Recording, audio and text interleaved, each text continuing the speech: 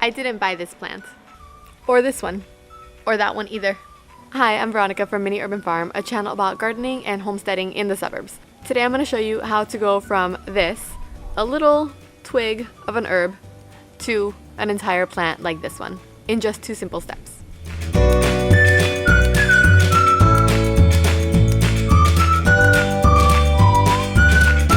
Alright, so there's a specific time of year that I like to take my cuttings from my plants, from my herb plants specifically, and that time of year is now here. So right before I plant out my spring garden, I take cuttings from rosemary, from thyme, and from my mint plants, and I propagate them so that I can have unlimited new plants for my own garden and to give away to family and friends, and even some to sell when it comes time in the spring. So how do I do this? Well, you have to wait for there to be a lot of new growth on the plants, right? You don't want to be cutting away and hacking away at a plant that's already established and then shocking it, essentially. You want to wait until there's new growth, and I'll show you exactly how to do that on this plant right behind me, what to look for. We'll take cuttings from all 3 plants, and then I'll show you exactly what you need to do in order to propagate them so that you have unlimited new plants for spring. Okay, so here's the rosemary plant that I actually propagated, I think about a year ago or so now. In springtime, I did the exact same thing. I took cuttings from one of my existing rosemary plants. I planted it the way that I'm going to show you how to do today, and then I essentially put it in here, and it grew to be this size. Now, this rosemary plant is going to get significantly bigger, and then I will prune it and continue propagating it. But what you want to do is you want to look for new growth, right? So you need your pair of scissors here. You're going to look for new growth. So there's going to be some brown, really thick stems. You want to stay away from cutting those. Don't cut those specifically. You're going to want to cut a stem that's still green. So an example of that would be this stem right here. And when you're taking your cuttings, I like to just look at the shape that I want it to be. So I want this plant to continue growing out. So I'll take cuttings from the top. I don't really want to take cuttings from over here on the sides and then prevent it from growing out and it gets too tall. So I'm going to take cuttings from the top. This one has a lot of nice green growth, and it's going to be about 2.5 inches or so. I'm just going to cut it right here. I'm going to snip it at one of the nodules. And then you can see a lot of this new green growth. The stem itself is not brown at all. It's all green here in between the little leaves. Okay, so next up is my spearmint plant. Now, this spearmint plant is not doing too well. To be honest, Milo likes to come and do his thing on it, but it also got a lot of damage through the cold. So I'm going to take a cutting, and you can see a lot of this is woody growth, right? This is kind of like dried out. A lot of that has to do with the fact that the plant's dying, but there is quite a bit of new green growth on this plant. So I'm going to take cuttings from this plant, and then I'm going to propagate them and essentially just get rid of this plant. So I'll probably take as many cuttings as I can from here. Again, you're going to look for the new growth right underneath one of the nodules. So I will take this one right here, which has a lot of new flowers coming in as well, and it's all green, and I'm going to take it and just snip right there. Okay, so the last one that I'm going to take cuttings from are my lemon thyme plants. So thyme actually grows differently than rosemary grows. So it kind of like spreads itself across the ground, and then wherever it touches the ground, it creates more roots. So you can see that this little piece here has actually rooted itself into the ground. So what I'm going to do in order to make sure that it has the best chance of growing out, I'm going to take that cutting with the roots in it.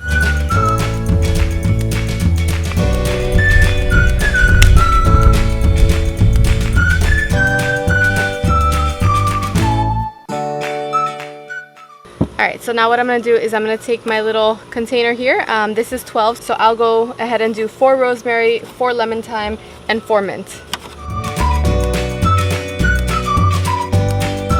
And then what you want to do is go ahead and wet all of your soil.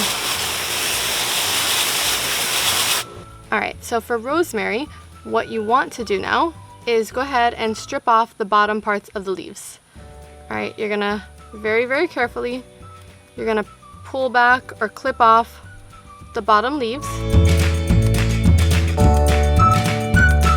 just so you're left with a few of the top leaves, but most of the stem is bare. Then what you're going to do is you're going to poke a little hole in one of your pots filled with soil, just all the way down, and then you're going to bury the entire stem up till about right here. It's okay if some of the leaves get covered as well.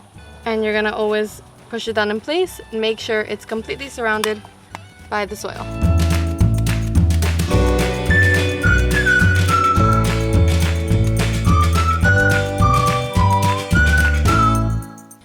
Okay, so now for our thyme. Remember, we took some of the roots off with it. So you should have, it doesn't need to be this long, but you should have some sort of roots with your thyme plant.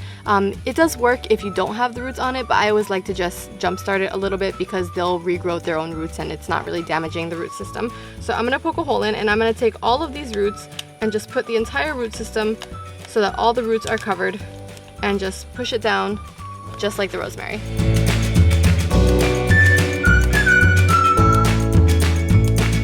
Alright, so lastly for our mint, you can see all of the bright green growth, and I'm going to do the same thing as the rosemary, and I'm just going to cut off the bottom leaves here. Make sure that the entire stem is barren so that everything can grow directly from here with just a few leaves at the very top.